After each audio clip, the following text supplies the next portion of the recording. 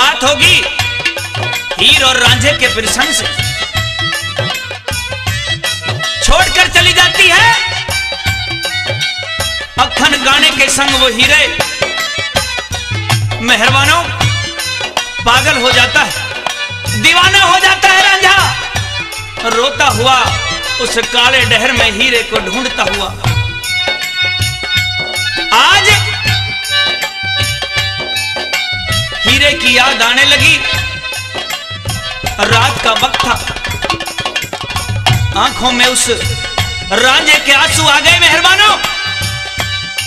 और उसके बाद एक फकीर के पास पहुंच जाता, हाल देखा तो बूझ लिया और तू कौन है। रांझे ने अपना सारा हाल बताया तो मेहरबानों वो फकीर एक बात के माध्यम से रांझे को समझाता हुआ यूं कहने लगा कि ये जो वीर की जात होती है, ये जो लुगाई की जात होती है, एक राजा को भी दो धेले का करवा देती है। और आइए शिरोमणि कवि मांगे राम जी ने किस तरह से इस बात का हवाला इस रागनी में दिया, और आइए किस तरह से क्या बताया, बात के हवाला इस बात के माध्यम से क्या बताया।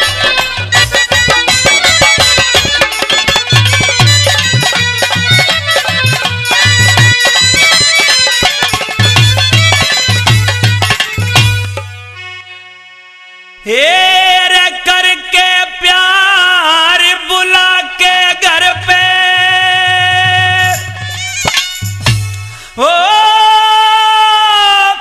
चौड़े में मरवा दे, वो ऐसी जाहत लुगाई की दो देले का करवा दे, ऐसी जात लुगाई की दो देले का करवा दे। करके प्यार बुला के घर पे चौड़े में मरवा दे, ऐसी जात लुगाई की दो देले का करवा दे, ओ ऐसी जात लुगाई की दो देले का करवा दे।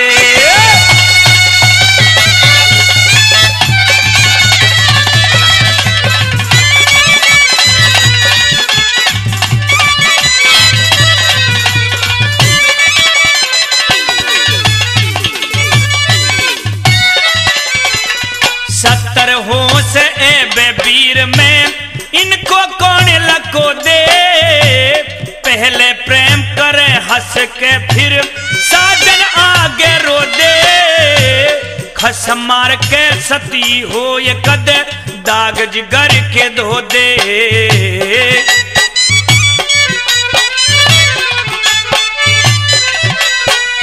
हे चोरी जारी सरला करे, चोरी जारी सरला के फिर दे ही तक भरवा दे, ऐसी जात लुगाई की दो देले का करवा दे, ऐसी जात लुगाई की दो देले का करवा दे।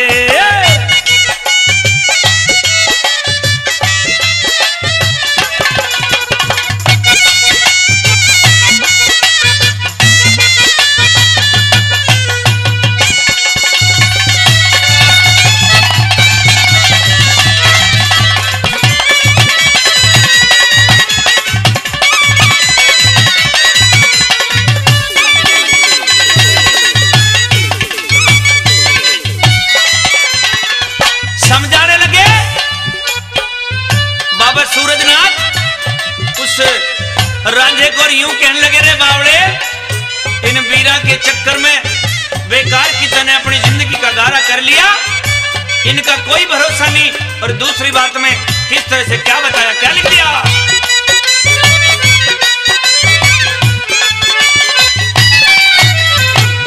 कया करे से वीर इसी हो अपना प्रण हार दे, भूखे नंगे नस करे चढ़ा दे, ऊंचे ने तड़े तार दे, मानस ते नाम जा संगवाई इस खोटी नीत धार दे।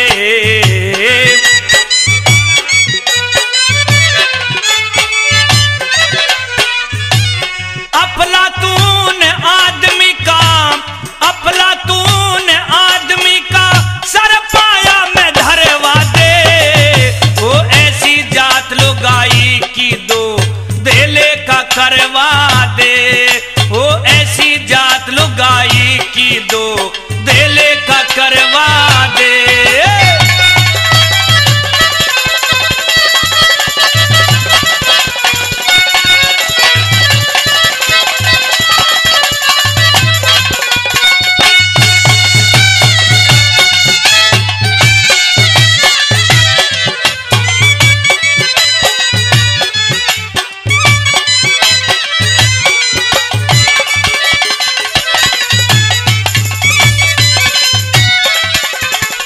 राजी हो जब मानस तेया, सौ लाड लड़ा दे।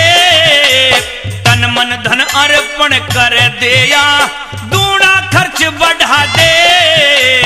एक रात जा मानस दोरे, बीए तलक पढ़ा दे।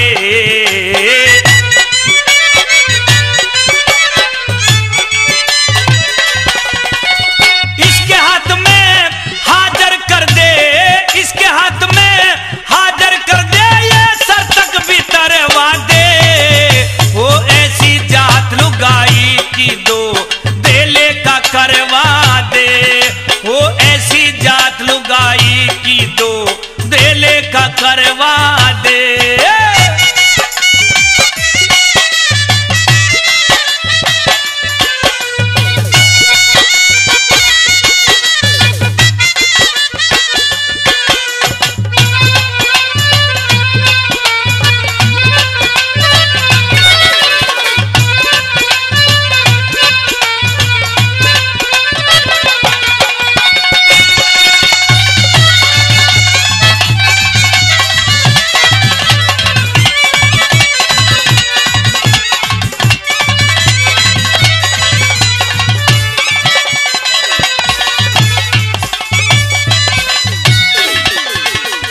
हाथा लावे पाया बुझावे, कद जी का गाला कर दे। मात पिता बहना के दूर बेजन की टाला कर दे।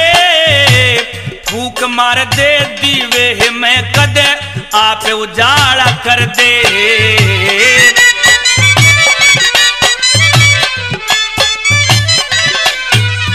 हेरा मांगे राम गुरु लक्ष्मी चंदिए, मांगे राम गुरु लक्ष्मी चंद, ये साथ में हवा फिरा दे। वो ऐसी जात लुगाई की दो देले का करवा दे।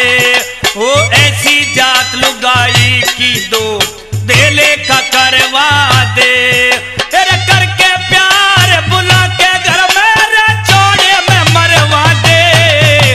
वो ऐसी जात लुगाई की दो देले का करवा दे।